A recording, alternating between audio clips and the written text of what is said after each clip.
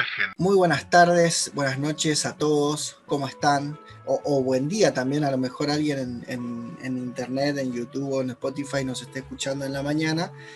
Hoy vamos a tener un nuevo capítulo de Desde el Margen, si no me equivoco, el capítulo 35 creo que es, no me acuerdo.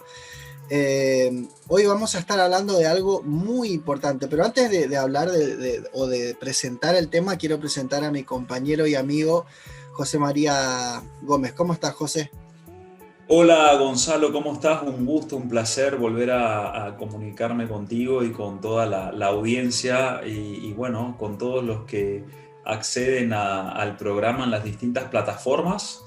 Así que estén todos muy bien, sea el momento del día que sea, ¿no? ¿Cómo estás vos, Gonzalo? Excelente, excelente, muy bien. Estamos con un día bastante nublado y al mismo tiempo caluroso acá por Corrientes. ¿Cómo está por la Patagonia? Mirá, acá en Zapala hoy un día espectacular, realmente sin viento, totalmente despejado ha sido el día de hoy, lo sigue siendo, tenemos un lindo sol todavía. Pero ya está anunciándose el otoño que acá entra fuertemente como tiene que ser en la Patagonia, así que muy contento porque a mí me encanta el frío, así que ya ahí, de hecho ya a la mañana tenés que ponerte una camperita. Anoche por ejemplo estaba para campera también, así que sí, tanto a la mañana temprano como a la nochecita refresca y ya estamos esperando las temperaturas más bajas por acá.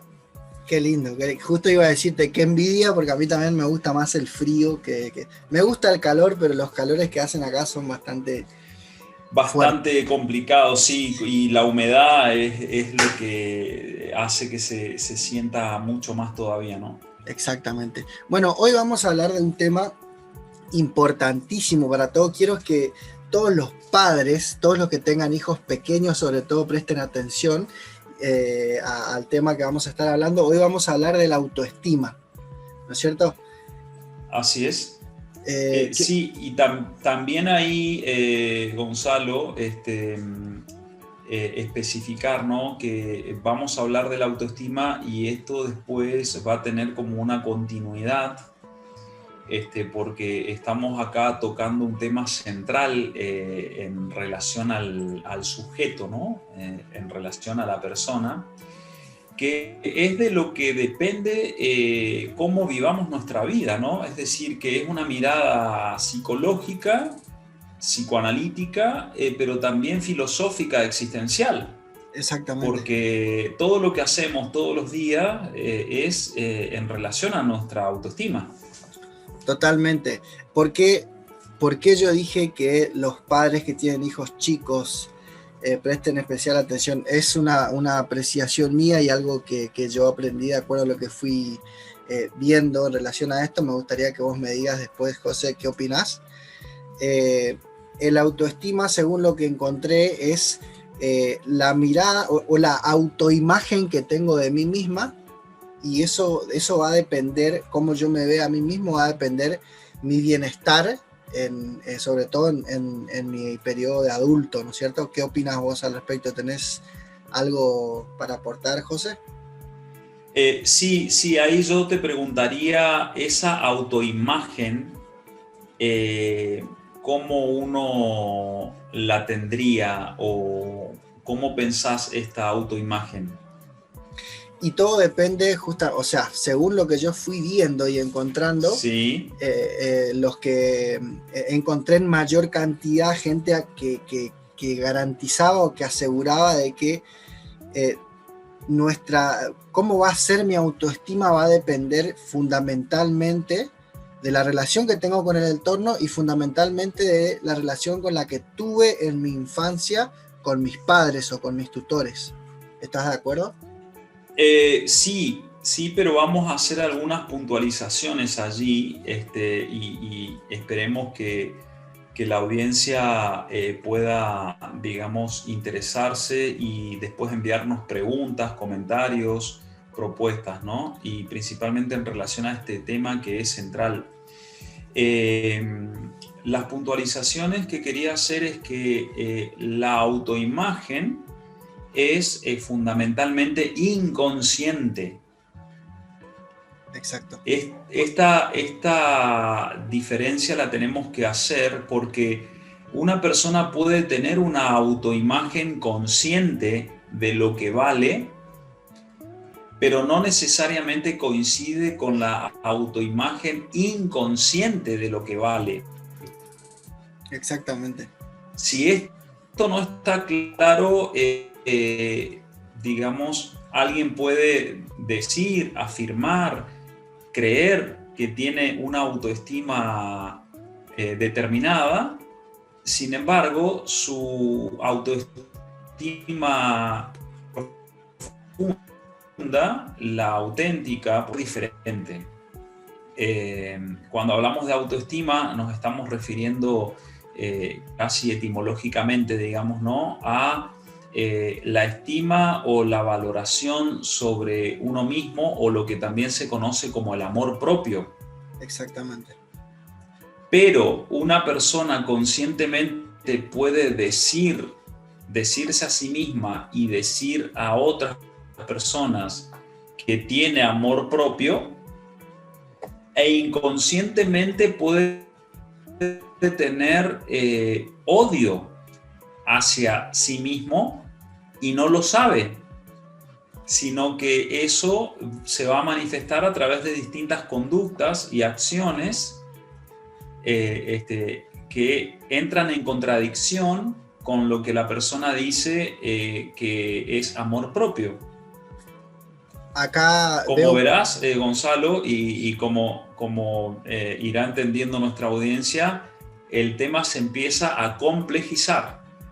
Exactamente, veo mucha relación con lo que habíamos deslizado el otro día, porque es un tema que queda pendiente todavía, veo mucha relación con el tema de la pulsión de vida y la pulsión de muerte, ¿no es cierto? Es en donde vamos a estar viendo para dónde va nuestra autoestima dependiendo de nuestro comportamiento con estas dos pulsiones, ¿o no? Sí. Y de hecho eso se va a entender mucho mejor cuando abordemos la mirada más psicoanalítica sobre esta cuestión de la autoestima, pero que aparece ya con el nombre de narcisismo.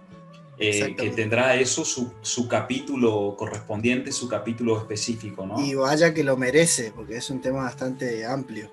Es muy amplio, sí. Entonces, vamos a ver un poquito esto de la autoestima. Primero, que la autoestima es lo central en nuestra vida, es lo fundamental, y tenemos que ocuparnos de esta autoestima.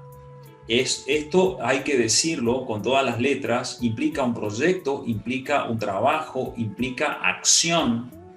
No tiene nada que ver con la búsqueda de una zona de confort, poder tener una autoestima óptima, saludable y creativa. Todo lo contrario, ¿no es cierto? Todo lo contrario, no tiene nada que ver el logro de una autoestima óptima. Cuando digo óptima me refiero a una autoestima saludable, donde la autoimagen inconsciente es de valoración y por añadidura la imagen consciente. Entonces ahí vamos a tener una vida solvente, saludable, creativa, flexible, abierta. La persona que logra esta autoestima no habita, no le interesa, no se queda en el mundo del dicen qué, por ejemplo, sí, o del chisme, o de hablar mal del otro, porque no tiene la autoestima baja como para ocuparse de la vida ajena. Por dar un ejemplo, la persona que se está ocupando de su propia autoestima está tan ocupada y disfrutando de mejorar que no le sale directamente hablar mal de la gente. No significa que no sea crítico o crítica, pero constructivamente. José, en relación a esto, trato de ponerme de la vereda enfrente de este ejemplo que diste. Por supuesto. Del tema del chisme, y me pongo del lado de la persona que se preocupa sobremanera por lo que van a pensar. ¿Eso contribuye o no? ¿O es contraproducente para una persona que quiere mejorar su autoestima? Si entendí la pregunta, si una persona está muy pendiente de lo que van a decir de ella, decís. Claro, la pregunta es si Claro, el estar pendiente de eso va a contribuir con la baja autoestima o va a ayudarme a mejorar mi autoestima. es que no, porque si la persona que se preocupa por lo que van a decir o que está pendiente del qué dirán, significa que viene con su autoestima complicada. Perfecto. Entonces, para tener una sensación de que se siente bien, entre comillas, necesita que el que dirán sea favorable, pero es artificial eso. Es como una dependencia de la mirada del otro para sentirse bien, pero es un sentirse bien de prestado, es artificial. Exactamente. Eh, la persona que viene con su autoestima fortalecida, no es que no le importa el qué dirán, puede escuchar, pero tiene una seguridad y una confianza en sí que no se deja afectar por el qué dirán, porque entiende que lo que Juan dice de Pedro habla más de Juan que de Pedro. Es decir, entiende que el que está en una crítica destructiva o está con actitudes de envidia o de agresividad, etcétera, entiende que lo hace porque tiene un problema esa persona y no se hace cargo la persona que tiene una buena autoestima de los dramas del otro que necesita salir a atacar porque se siente mal con su vida.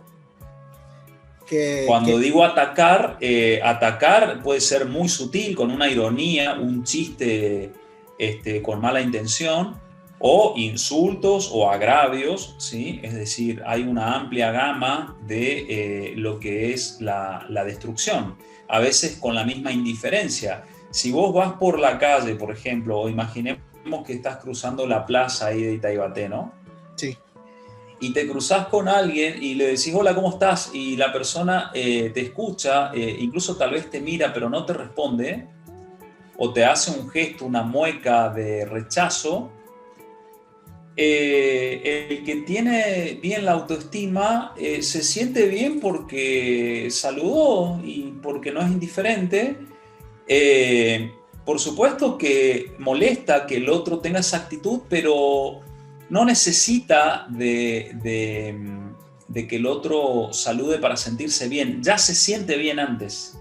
Y se da cuenta que el que necesita esa acción de desprecio, se da cuenta que es porque no debe estar muy bien consigo mismo y sigue su camino, digamos.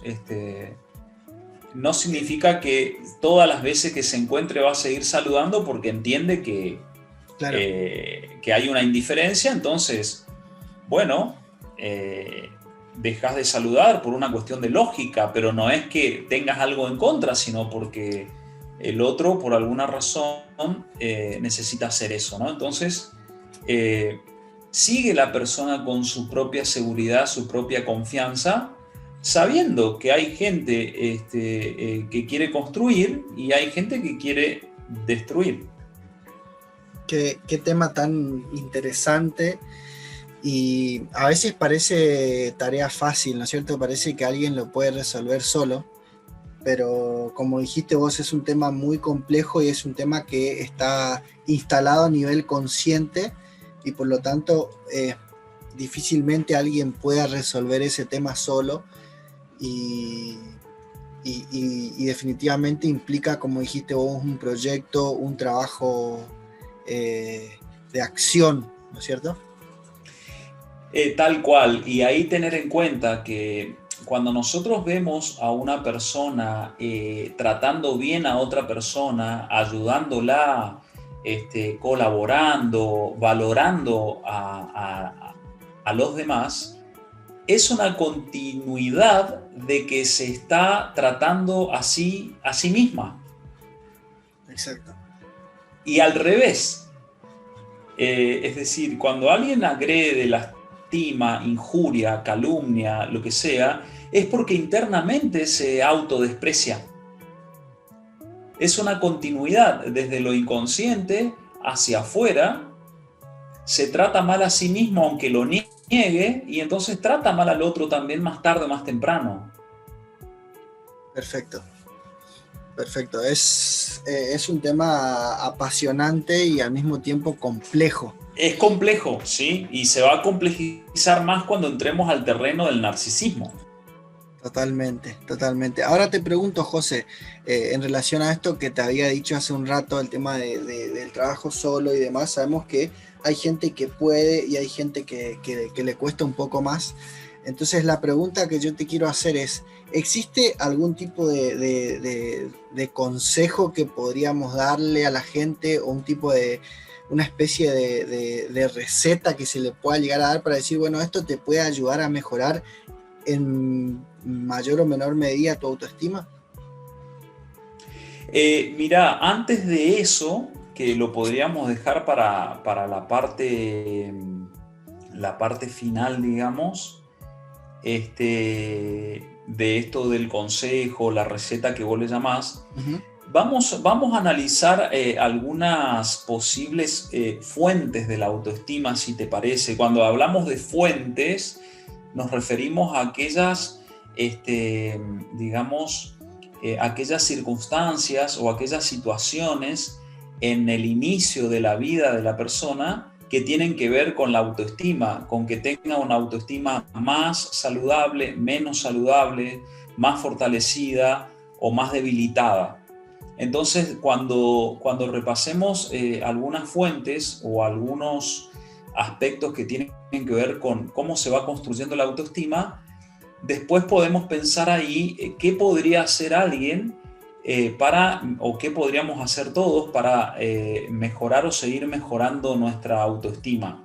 ¿Qué te parece? Sí, me parece fantástico porque además va de la mano con cómo iniciamos el programa, así que ¿qué me puedes comentar acerca de esas fuentes?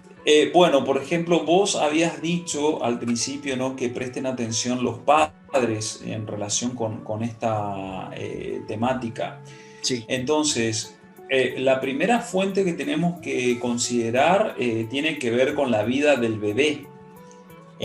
En la primera etapa, ¿sí? Ahí, pensando en términos de un bebé que es cuidado, amado, querido, etcétera, ahí habría como una especie de satisfacción de sus necesidades, Uh-huh. ¿sí?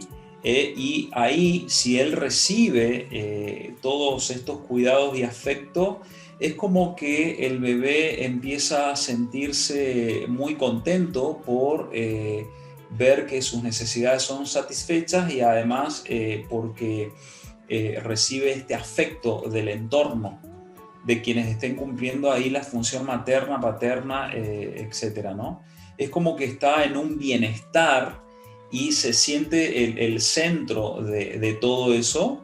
Por algo Freud le llama su majestad el bebé, ¿sí? Ok, Entonces acá tenemos como una primera fuente de lo que sería esta satisfacción y este sentirse como al cuidado, ¿no?, de esos padres. Ahora, esto es lo que va ya construyendo lo que sería el amor propio. Pero acá también, en esta primera fuente, pueden, digamos, darse carencias, ¿sí? ok. Esto se puede accidentar, no necesariamente la mamá o el papá van a querer al bebé, no necesariamente lo van a rodear de amor, de afecto, de cariño. Y ahí ya se empieza a lastimar lo que es la autoestima. Entonces, acá es muy importante especificar que si los padres vienen bien con su propia autoestima, eso les va a permitir amar, cuidar e e ir incentivando en el bebé su propia autoestima, su buena autoestima. Ok. Porque viene toda la etapa de la niñez, la primera niñez, etc. Y después cuando se va haciendo más grande el niño o la niña, toda la parte educativa, toda la parte de las indicaciones, si van con amor, si van con afecto y promoviendo ese amor propio en el niño o la niña, eso va constituyendo como una especie de base, por así decir, del futuro adolescente, después adulto. Pero si acá esto falla, ya produce heridas, ya produce complejos, ya produce conflictos, y ahí ya se va agujereando, por así decir, esta autoestima. Hay que decir acá, como fuente también, que el niño o la niña van aprendiendo de lo que ven de los adultos que lo rodean. Van aprendiendo de lo que ven en la mamá, lo que ven en el papá, si los ven discutir, si los ven gritarse, pegarse, o al contrario, dialogar, acariciarse, abrazarse, en fin, si ven a sus adultos en actitudes de amor, de respeto, etc., todo eso va formando parte de ese inconsciente. O sea que, ¿sí? Te pregunto, o sea, para subrayar esta parte, o sea que la autoestima, bueno, como dijiste, se va desarrollando en esa etapa, o sea, inicia el desarrollo de la autoestima en esa etapa. O sea que nuestra autoestima de adulto no va a depender solamente de cómo se relacionan los padres con el niño o niña, sino que también va a depender sobre lo que yo veo hacer, o sea, lo que el niño ve acerca de su entorno, o sea, cómo es el comportamiento de sus padres. Claro, por supuesto, porque eso lo va internalizando, lo va incorporando en su psiquismo, tanto el amor que recibe, o cuando no es amor, el odio que recibe. En esto tenemos que ser claros, porque no es que con la paternidad o la maternidad ya viene el amor, digamos. Sí, es una creencia esa. Claro, es un mito, porque si no, no tendríamos bebés abandonados en los basureros, ni en los baldíos, ni hubiera pasado lo que pasó con esta chica que se perdió estos 3 días. Por supuesto que tenemos que pensarlo todo en relación al contexto, en relación a la cultura, a la educación. Estamos atravesando un drama social muy complejo, donde a muchos padres, madres, por un montón de complicaciones, se les vuelve hasta un problemón tener que brindarle lo mejor a sus hijos, porque están en una crisis muy agravada por lo social también. Entonces en esto tenemos que tener una mirada realista, ¿sí? Okay. Entonces, ese niño, esa niña van incorporando todo lo que van viendo, lo que van sintiendo, etcétera, lo que se le va enseñando. Es decir, van, en esto que yo decía, van internalizando las normas, lo que está bien, lo que está mal. Ahí tenemos la cuestión de una conciencia moral, ¿sí? Que se va, digamos, formando en el interior de cada uno, en su psiquismo. Entonces, esta es otra fuente muy importante, porque si algo que le hace bien al niño o a la niña, en sentido de lo saludable, objetivamente le hace bien, por ejemplo, no sé, ir a jugar con sus amiguitos, pero recibe del padre o de la madre un no rotundo, un no porque no sé qué, así con autoritarismo, ese niño, esa niña va a interpretar y se va a empezar a volver introvertido, y a la vez va a acumular mucha rabia, mucha bronca, porque el otro impone un poder en relación al juego, por ejemplo. Exactamente. José, ahora... Sí. Ahora, estamos hablando de un extremo, ¿no es cierto? Tengo entendido que el otro extremo, como siempre, también es dañino. ¿Qué pasa cuando una persona eh, excede ese amor, excede esa satisfacción de las necesidades y demás? Y en el ejemplo que diste, por ejemplo, el nene, en lugar de encontrar un no rotundo, no encuentra nunca ese no. No sé si se entiende la pregunta. Sí, se entiende. Claro, es que ahí tampoco se puede crecer. Eh, Porque, por supuesto, hay cosas que implican el no. Los límites, ¿no? Ejemplo, si el niño de 3 años o 4 insiste en que quiere dormir en el medio de mamá y papá, con amorosidad, con ternura, con cariño, los padres le dicen, no, tenés que ir a tu habitación. De hecho, desde bebé tendrían que dormir en su lugar, digamos, no ahí, en la cama. Eso se llama colecho. Ajá. Y ese no tiene que ser con ternura. Es como cuando, porque, a ver, viste que después de adultos o de adolescentes mucha gente dice, yo no puedo decir que no. Ajá. La verdad es que quería quedar a leer un libro o hacer algo, tomar mate, lo que sea, y me llamó, no sé, Un amigo. un amigo, una amiga, y no le pude decir que no. Qué sé yo, me llamó y me dijo, vamos a pescar, por decir así.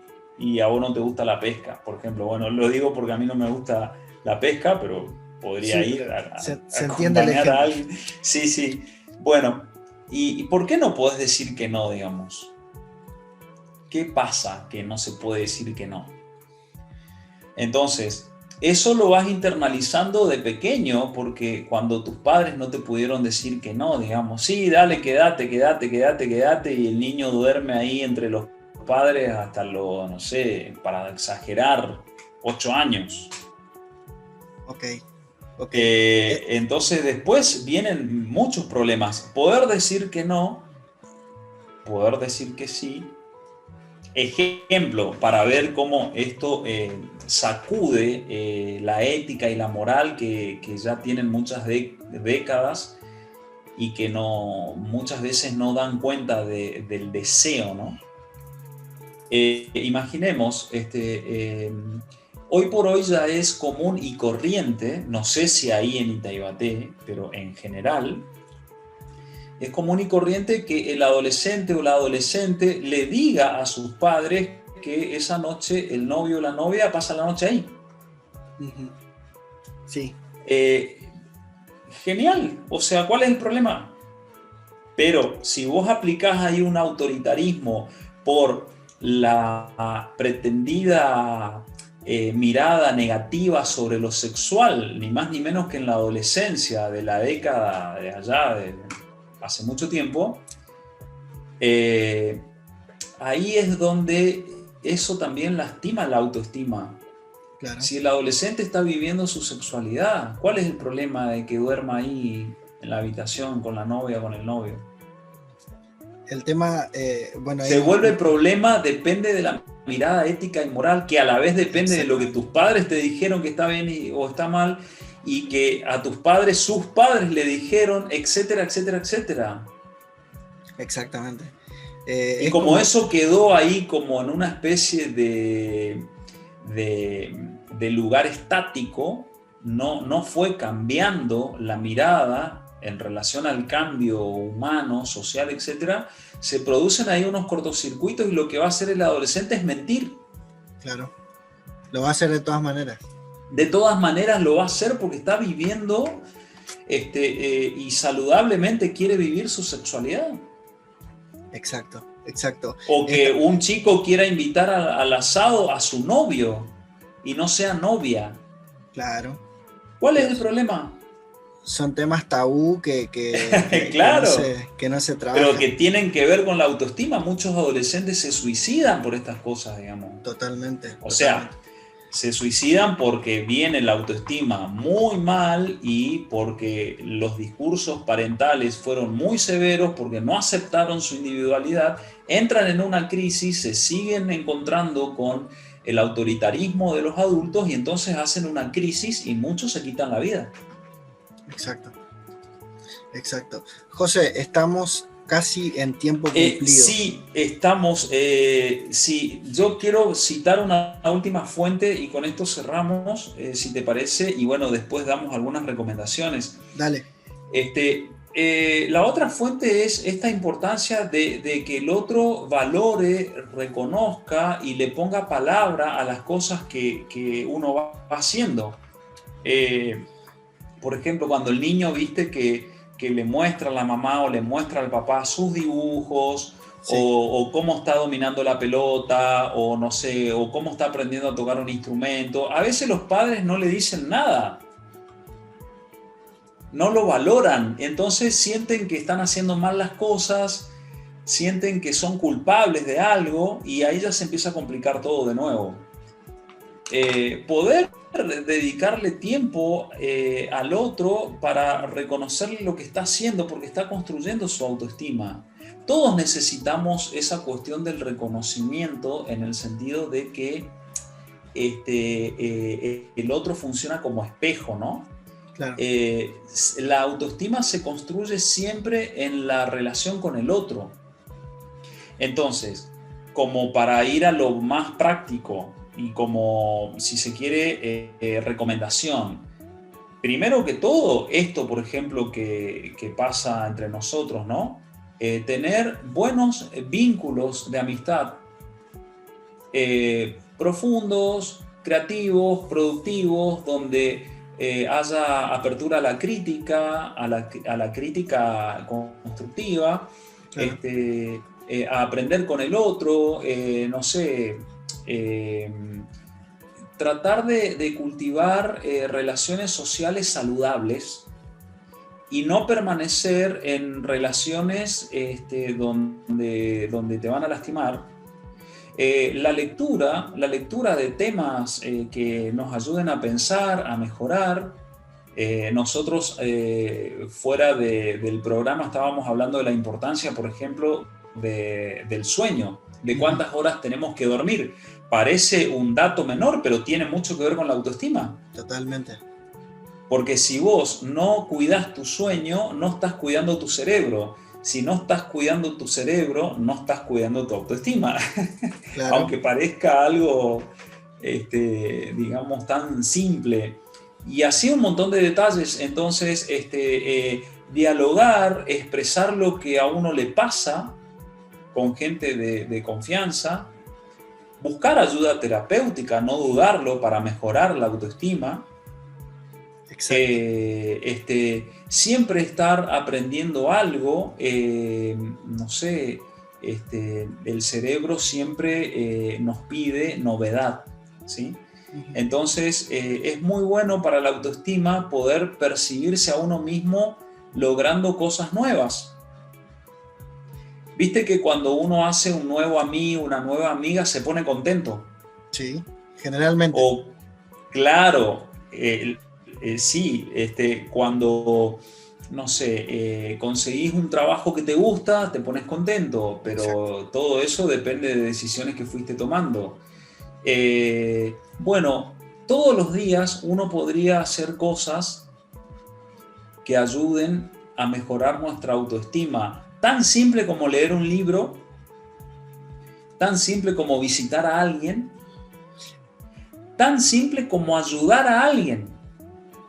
Yo quiero poner un énfasis en esto de leer un libro, José, porque mucha gente, la gente que generalmente no lee mucho o no lee prácticamente nada, siente como que es una pérdida de tiempo o a veces se ponen de los libros son caros, y la verdad es que sí, los libros son caros, pero estamos en una etapa realmente dorada en donde en realidad no es legal esto que voy a decir, pero hoy en internet se pueden encontrar un montón de libros que son fundamentales y que son gratuitos, que están en PDF, los podés imprimir o no, si querés, y me parece fantástico esto de leer un libro por el hecho de que A veces no es sentarse, no es leer el libro completo o leer 10 páginas o leer un poco y que tratar de interpretar lo que estás leyendo te lleva a un crecimiento por el hecho de que esto que José decía, el cerebro te pide novedad.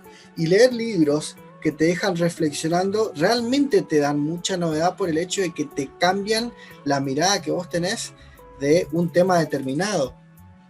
Sí, José, ¿qué ibas a decir? Sí, no, que precisamente sí, totalmente de acuerdo, pero ¿por qué, por ejemplo, por qué un adolescente, hay muchos adolescentes a los que les gusta leer y adultos también, pero ¿por qué a un adolescente no le gusta leer o dice que no le gusta leer? A todos nos gusta leer en realidad.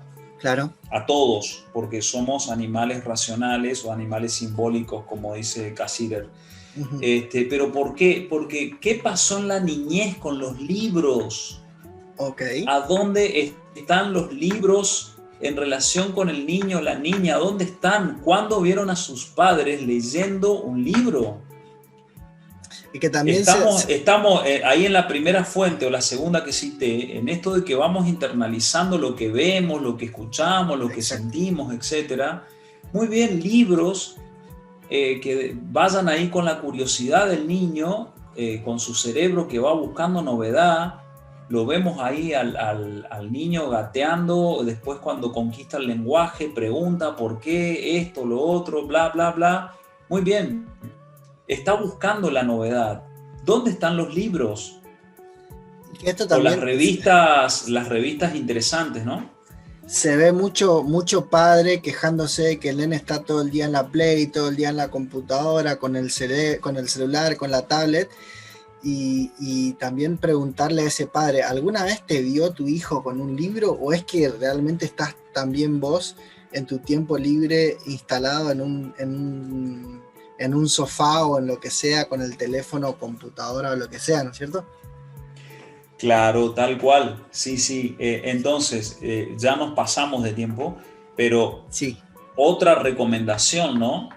Invertir en libros y tenerlos allí y leerlos y que los niños también, y una vez que ese placer se va disfrutando, después no hay problemas con el estudio, no hay problemas con las carreras universitarias, porque ya el cerebro viene con esa lectura. Entonces se trata de eso. Además, yo, por ejemplo, termino de leer un libro, y a vos te pasará también, Gonzalo, y te sentís bien porque forma parte de tu bienestar, y decís, bueno, ahora aprendí un tema nuevo, lo puedo ver desde este punto de vista. Eso te lleva también a buscar a otros con los cuales poder dialogar de lecturas, de temas, ¿se entiende? Imagínate que en la cultura se lean más libros, va a haber mucho menos chisme, por ejemplo, por dar el ejemplo que siempre damos, porque significaría que una comunidad, un barrio, está creciendo culturalmente a través de la lectura. Yo no sé si en Itaibate hay biblioteca pública. Acá en Neuquén, en cada localidad, el Estado asegura una biblioteca pública. Están en general vacías, ¿viste? O sea, depende de cada lugar, de cada localidad. Pero es importante que haya una biblioteca y que, bueno, después, por supuesto, estará cada uno movido a ir a buscar los libros o no. Pero fíjate que nosotros tenemos esas carencias también a nivel de sociedad. Pero no tenemos que esperar que el Estado nos esté dando. Uno puede empezar a generar sus fuentes de lectura. Y como decías vos, está todo en Internet, por ejemplo. Sí, podés comprar en Internet o también podés descargarlo. Todo depende de tus posibilidades, de lo que quieras, de lo que busques. El tema es que sepas o que lo tengas presente de que si hoy no estás leyendo es porque o no tenés ganas, no querés dar ese paso, o estás poniéndote excusas, ¿no es cierto? Tal cual, y no tener ganas de leer, digamos, es como llamativo, y uno se tendría que preguntar por qué no tiene ganas de leer, no tiene ganas de saber, porque eso también tiene que ver con la autoestima. Ujú. La autoestima puede ser que alguien se convenza en el fondo de la caverna que tiene una muy buena autoestima, pero en realidad es una autoestima aparente, como todo lo que pasa en el fondo de la caverna. De nuevo, Platón. Exactamente. La autoestima auténtica es la del prisionero que deja de ser prisionero y se va liberando y hace todo un camino de liberación, es decir, que no se queda quieto, por así decir. Ahí vemos al cerebro buscando novedad.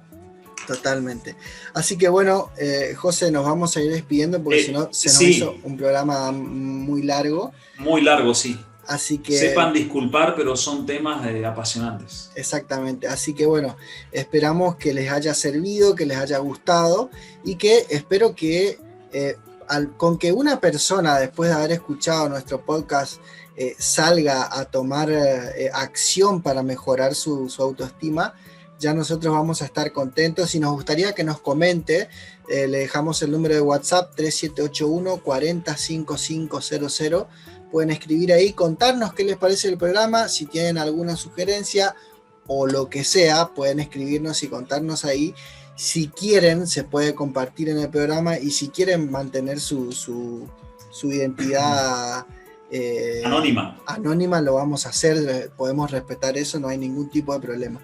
Así que bueno, nos despedimos de todos ustedes, nos estaremos encontrando la semana que viene con el narcisismo. Exactamente, una mirada primeramente filosófica, recuperando el mito de Narciso, de la mitología griega. Y bueno, me despido, Gonzalo, de ti, de la querida audiencia, que tengan una excelente semana y que disfruten de cada experiencia. Saludos a todos. Saludos, chau, chau.